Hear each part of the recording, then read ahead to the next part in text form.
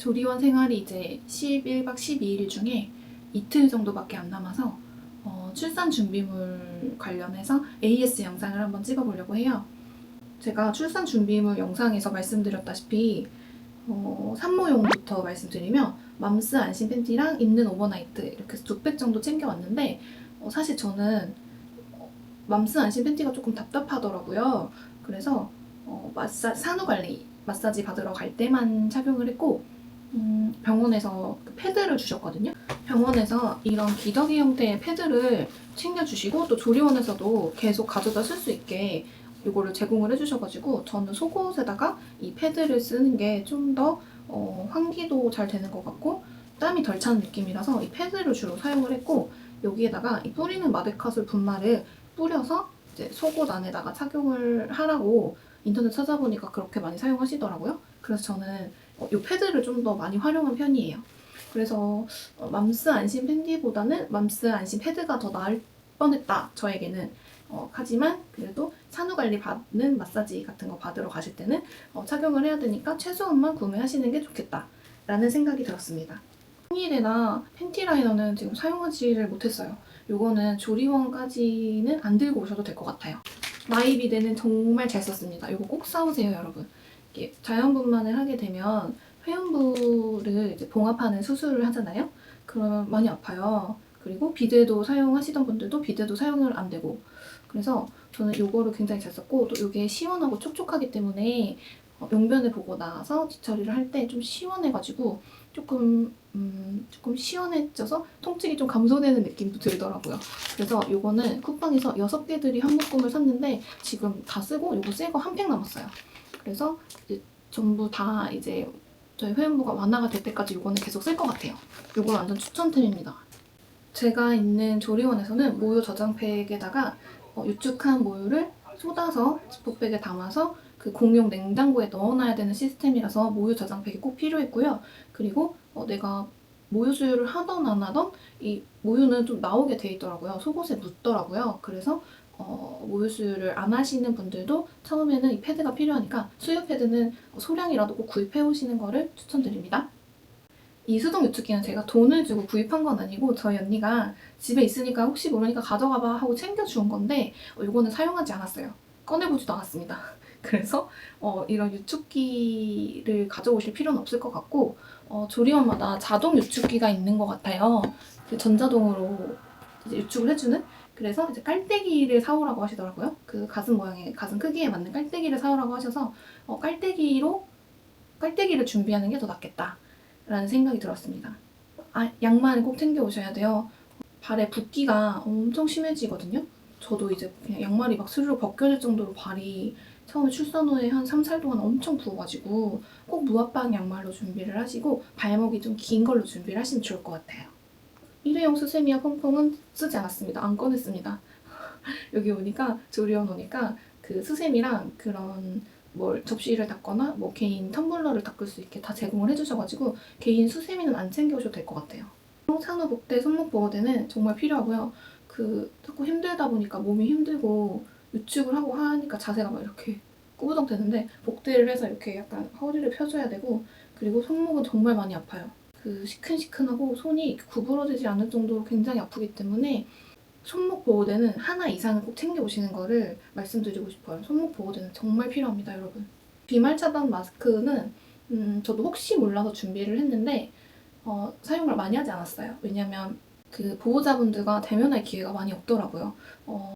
태원시에 저희 시아버님께서 오셨는데 태원시에 아기 안고 조리원으로 걸어서 한 10m 정도 이동할 때 그때 잠깐 썼고 저희도 마스크를 거의 안 썼어요. 아기 면회도 병원에서는 유리창문 너머로만 할 수 있었기 때문에 마스크를 그렇게 쓸 일이 없고 보호자를 그렇게 마주칠 일이 없어서 마스크도 그냥 몇 매 정도만 준비를 해오시는 게 나을 것 같습니다. 저렇게 한 박스 정도는 필요하지 않을 것 같아요. 그리고 바디샤워 물티슈는 저는 쓰지 않았습니다. 다행히 자연분만을 해서 바디샤워 물티슈 같은 경우는 제가 유도분만을 했는데 제왕절개로 응급으로 제왕절개를 할 경우를 대비를 해서 좀 챙겼던 건데 자연분만하면 바로 샤워할 수 있어요, 여러분. 분만실에서 올라와서 약간의 안정을 취하면 몸이 엄청 끈적거리거든요. 막 양수라던가 흘린 땀이라던가 그런 몸부림쳤던 그런 흔적들이 있어서 되게 찝찝하거든요. 바로 샤워하셔도 돼요. 간단한 샤워하셔도 돼요. 라고 해서 그날 바로 샤워를 좀 간단하게 따뜻한 물로 했어요. 저는. 그래서 바디샤워 물티슈는 자연분만 예정이신 분들에게는 필요하지 않은 준비물이지만 당일날 분만 상황이 어떻게 될지 모르니까 준비를 하시고 싶은 분들은 준비를 하셔도 좋다. 이 정도입니다.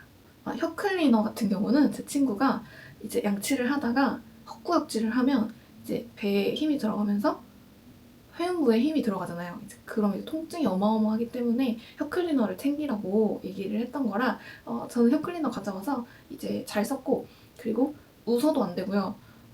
재채기를 할 상황을 만들면 안 됩니다. 너무 아파요. 비판텐 연고는 조리원 입소하니까 바로 여쭤보시더라고요. 비판텐 연고 갖고 왔냐? 라고 이제 신생아실에서 여쭤보셔서 비판텐 연고 준비된 거를 드렸더니 이제 아이 몸 싹 훑어보시고 아기 필요한 부분에 발라주신다고 하셔서 비판텐 연고는 미리 준비하기 잘한 것 같아요. 바로 쓰시더라고요, 신생아실에서.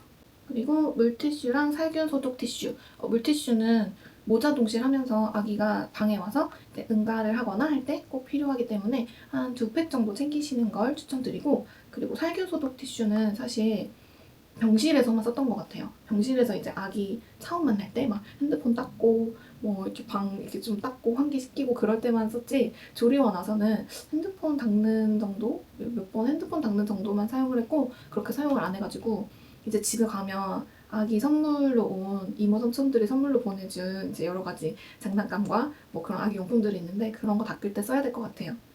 실질적으로 조리원에서 병원에서는 잘 사용하지 않았다. 얼음 찜질팩 같은 경우는 병원에서 그 모유가 돌기 직전에 얼음 찜질팩을 미리 해주면 이제 가슴 통증을 예방할 수 있다고 해서 저는 집에 있는 얼음 찜질팩을 챙겨갔는데 조리원에 오니까 얼음 찜질팩 다 주시더라고요. 그래서 따로 안 챙겨주셔도 될 것 같습니다. 그리고 슬리퍼는 꼭 이 두툼한 걸로 챙기세요. 발바닥이 너무 아프고 그 조리원이 그 여름이다 보니까 이 바닥에 난방을 틀어주진 않아요. 그래서 바닥이 차기 때문에 꼭 슬리퍼는 좀 두툼한 걸로, 굽이 좀 두툼한 걸로 챙기세요. 그래야 발도 덜 아프고 무릎도 덜 아파요. 그리고 텀블러와 꺾이는 빨대는 정말 유용하게 잘 썼습니다. 꺾이는 빨대 꼭 챙기세요, 여러분. 제가 분만실에 가서 한 12시간 정도 누워있었죠. 근데 분만실에서 물은 드셔도 돼요 라고 말씀을 해주셔가지고 12시간 동안 거의 뭐 진통 막 빠질 때는 물 생각도 안 나고 너무 아파가지고, 근데 그 초기 진통 오기까지 한 6, 7시간 동안에는 그 꺾은 빨대로 물을 그래도 굉장히 잘 마셨어요. 입이 굉장히 마르고 이제 땀이 좀 삐질삐질 나거든요. 긴장도 되고 하니까. 근데 꺾이는 빨대 없었으면 물을 못 먹었을 거예요.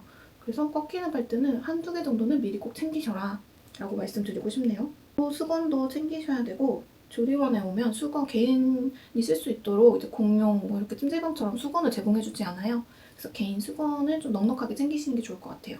그리고 남편들도 같이 와 계시는 상황이라면 수건 무조건 5개 이상 필요할 듯 합니다. 그리고 압박 스타킹은 이제 부종 때문에 챙겼는데 이거는 네, 꼭 챙기셔야 될 것 같아요. 여기서도 계속 저도 신고 다녔고 그 제왕절개 하시는 분들도 붓기 때문에 계속 신으시더라고요. 압박 스타킹도 꼭 챙기시고요. 도넛 방석의 경우 저는 병원에서도 있었고 조리원에서도 있어가지고 그 병원에 있는 거 사용하고 조리원에 있을 때 조리원에 있는 거 사용을 했는데, 제 친구 같은 경우에는 병원에는 도넛 방석이 없었대요. 그리고 그 병원에서 차로 이동하는 조리원을 가야 했는데 차에서 도넛 방석이 없어서 되게 힘들었다고 하더라고요. 그래서 병원에서 차량으로 이동하는 조리원을 가실 분들이라면 개인적인 도넛 방석 꼭 챙기셔야 될 것 같습니다. 그리고 아기용품은 조리원에 와서도 여기 있는 공용 물품을 쓰기 때문에 개인용품은 이제 조리원 퇴소할 때 정도에 입고 나가면 될 것 같아서 속삭에 아기 옷, 배냇저고리나 이런 것들은 아기 의류용품 이런 것들은 한 벌 정도만 챙기시면 좋을 것 같아요. 저는 2벌 챙겨왔는데 지금까지 한 번도 안 꺼냈습니다. 손수건 정도만 꺼내서 썼고 그 밤부베베 손수건이랑 그 거즈용 그 손수건만 썼기 때문에 옷은 한 벌 정도만 챙기시면 충분하다. 숫자 토퍼 굉장히 유용하게 잘 썼습니다. 저는 이 디데이 토퍼를 당근할 때 그 나눔 받아가지고 이거를 받아서 보관해둔 게 있었거든요. 근데 이게 뭐 필요하겠어? 라고 생각했지만 의외로 잘 쓴다고 해가지고 저도 챙겨왔는데, 이제 아기가 매일매일 이걸로 이제 매일매일 기록하는 재미도 있고, 찍다 보면 이게 며칠차지 하는 그 날짜를 계산해서 이게 며칠차지 하는 그런 게 있어요. 까먹어요. 그래서 이 디데이 토퍼나 디데이 달력 있으시면 가져오시는 게 좋을 것 같아요. 사진 기록하는 재미도 있습니다. 그리고 엄마 영양제는 꼭 챙겨오세요. 과할 정도로 챙겨오세요, 여러분. 저는 유산균, 비타민 D, 그리고 비타민 B, 피로회복 영양제, 비타민 C, 오메가3, 칼마디, 식이섬유 이렇게 챙겨왔는데, 분만을 하고 올라와서 너무너무 어지러운 거예요. 너무너무 어지러워서 이제 혼자 걸을 수 없을 정도였는데, 그 간호 선생님 오셔서 철분제 바로 드시고 원래 먹던 양보다 2배로 철분제 바로 지금 드세요 라고 말씀해 주시더라고요. 그래서 영양제는 꼭 챙겨 오셔서, 특히 철분제는 꼭 챙겨 오셔가지고 바로 드실 수 있게 준비를 하시는 게 좋을 것 같아요. 말씀을 안 드렸는데 조리원에서 진짜 필요한 게 뭐냐라고 말씀드리자면 바로 가위예요. 제왕절개 하셨던 분들 얘기를 들어보면 맘스 안심 팬티를 내리고 벗을 힘조차 없어서 가위로 잘라야 한다. 그래서 가위를 챙겨라 라고 뭐 그런 후기들을 좀 봤는데, 나는 자연분만 할 거니까 가위 필요 없으려나? 근데 또 당일 어떻게 될지 모르니까 챙겨볼까 해서 챙긴 가위인데, 이게 왜 필요하냐면 손에 힘이 없어져요. 쿠팡에 배송이 오면 그 비닐에 쌓여있잖아요. 그걸 뜯을 힘이 없어집니다, 여러분. 그래서 꼭 가위로 비닐을 잘라야 돼요. 그리고 뭐 다양한 그런 뭐 봉지들 있죠. 그런 것도 손으로 절대 못 갑니다. 손목이 아파요. 손가락에 힘이 없어요. 그래서 가위를 꼭 챙겨 오셔야 된다. 가위 정말 잘 썼어요. 가위 꼭 챙겨 오세요, 여러분.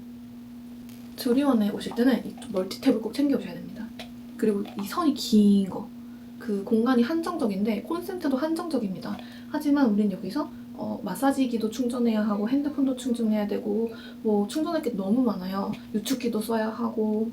네, 그렇기 때문에 저는 이제 멀티탭을 2개, 이거 말고 하나 더 가져왔는데, 오늘 뚜벅이한테 집에 가져다 놓으라고 하나는 보냈는데 요거 하나로 이제 이틀 정도 버티면 돼서 요것만 남았는데, 그 멀티탭은 여러분 이거 길이가 길고 요 콘센트가 많은 걸로 꼭 챙겨오세요. 요거는 제가 몰랐는데 네, 이거 꼭 챙겨오셔야 될 것 같습니다. 요거 멀티탭은. 출산 준비물로 분유를 챙겨야 되는 거를 몰랐어요. 근데 조리원에 와보니까 본인이 먹이고 싶었던 분유 있죠? 그거를 병원에서부터 미리 먹이셨더라고요. 태어나자마자 바로 먹여야 한다고 하더라고요. 저는 분유까지는 제가 생각을 못했어서, 케이스가 여기서 약간 여러 가지 이제 기동량을 하다 보니까 알게 된 건데, 아기 아빠 회사에서 어떤 특정 기간 동안 그 분유를 지원을 해주는 회사도 있더라고요. 그래서 그 분유로 선택을 해서 구입을 해서 왔다 라고 하셨던 분도 있었고, 또 그 유당불내증인가? 그런 우유를 소화시키지 못하는 그런 증상이 있으신 아빠나 엄마가 있어서 아기도 그럴까봐 특수 분유를 미리 준비를 해오신 분들도 있더라고요. 근데 제가 있는 조리원에서는 IM마다 액상 분유를 주더라고요, 아기한테. 근데 잘 먹고 잘 싸고 잘 자고 하는 것 같아서 퇴소 후에도 딱히 탈이 없으면 조리원에서 먹던 분유로 계속 먹일 것 같아요. 퇴소 후에 집에 가서 바로 먹일 IM마더 액상 분유를 조금 한 몇 박스 정도 시켜놓은 상태고, 봐서 그 캔으로 된 그 가루 분유, 따뜻하게 타서 먹이는 분유도 먹여볼까 생각하고 있어요. 처음에 임신 초기 때는 이렇게 출산하는 날이 올까? 2025년 7월이 올까? 라고 생각이 들었는데, 건강하게 잘 임신 기간을 보내고 또 건강하게 우리 아기가 태어나줘서 매일매일 감동의 연속이고,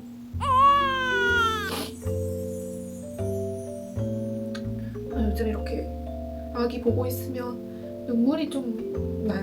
감동의 눈물이랄까?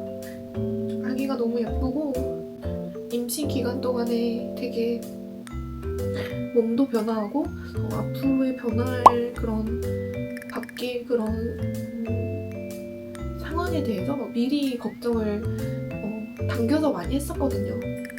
그렇게 걱정했던 거에 대해서 아기한테 굉장히 미안하고, 그냥 행복하게 보낼걸, 같이 있을 때 좀 더 행복하게 보낼걸, 그런 생각도 들고, 또 너무 건강하게 만날 수 있어서 또 행복하고, 그래서 자꾸 감동의 눈물이 조리원에서 자꾸 흘러요. 물론 호르몬 때문일 수 있지만 굉장히 행복하고 아기 보면은 정말 하나도 안 아파요, 몸이. 근데 이제 아기 오자동식 끝나고 아기 신생아실로 가면 그때서부터 너무 아파요. 그러면 저는 육아 브이로그로 돌아오겠습니다. 시청해주셔서 감사합니다. 다음 영상은 열흘 만에 태아를 진정시킬 수 있었던 후기로 돌아올게요. 이번 영상도 시청해주셔서 감사합니다.